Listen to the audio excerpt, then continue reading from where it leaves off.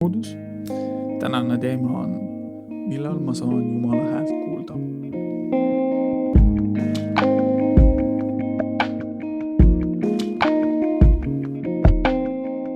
Alguseks ma loen teile kirjakoha psalmidest peatükk 55, psalm 17-18.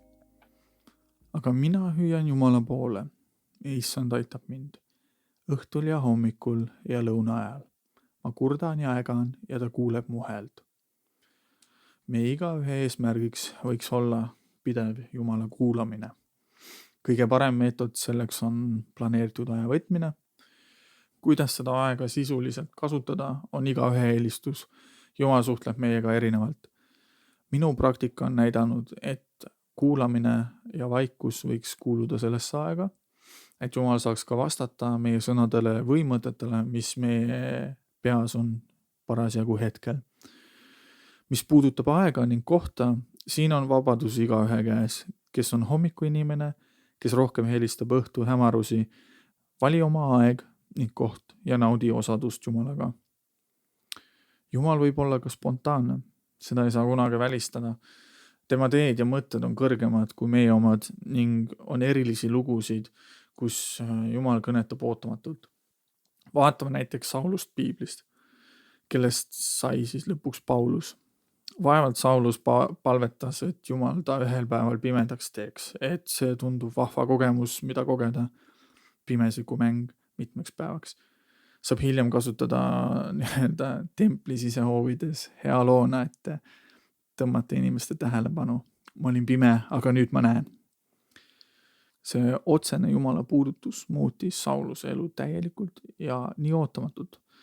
Ilmselt muud moodi ta ei oleks uskunud ka, kui Jumal temaga rääkis.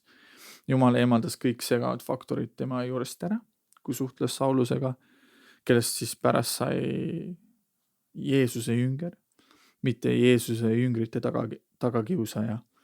Ning enamus Uut Testamenti on tema kirju täis, mis omab mõju ka praegusel ajal. Ma usun ka meie eludes. Sellegi poolest ma ei panustaks Jumala spontaansusele, nagu Pauluse loos näha on. Ennem kui ta Pauluseks sai, oli ta päris palju haiget teinud tegelikult teistele. See haakub natukene kadunud poja looga, mida ma eelneval korral olen rääkinud. Et peale ajateenistust ma parandasin meelt Jumala ees, rääkisin Jumalale ajateenistuse perioodist ning minu elus toimus sujuv üleminek mõnes mõttes uude eluetappi, kus ma rääkisin Jumalaga regulaarselt. Ma võtsin hommikul enne ülikooli minemist tund aega, et lugeda Jumala sõna ning ma palvetasin, et Jumal oleks koos minuga, minu tegemistes ning päeva lõpus ma rääkisin Jumalaga siis, et mis minu päeva jooksul toimus. Selles rutiinis Jumal sai minuga meeletult vabalt suhelda ning rääkida minu ellu. Kuidas on lood minu peresuhetega, kuidas ma peaksin koolis ennast esindama ning kuidas ma saan kaasa panustada oma koguduses. See ülikooli aasta oli kõige edukam aasta õppetulemuste mõistes, lähisuhete tervenemises, koguduse teenimises ning kuidas ma üldse ellu suhtusin.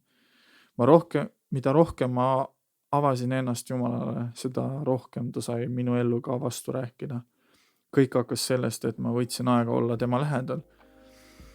Ja minu väljakutse teile on, et võtta aega, et kuulata, suhelda Jumalaga paari järgmise päeva jooksul, hommikul ja õhtul. Kui pole hommikuinimene, siis päeval ja õhtul. Vaata, millist mõju see avaldab ning jaga seda kogemust kellegagi.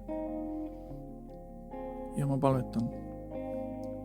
Taevane Isa, palvetan, et me võiksime otsida lähedust sinuga ja sooviksime rääkida iga päev sulle oma võitudest ning muredest.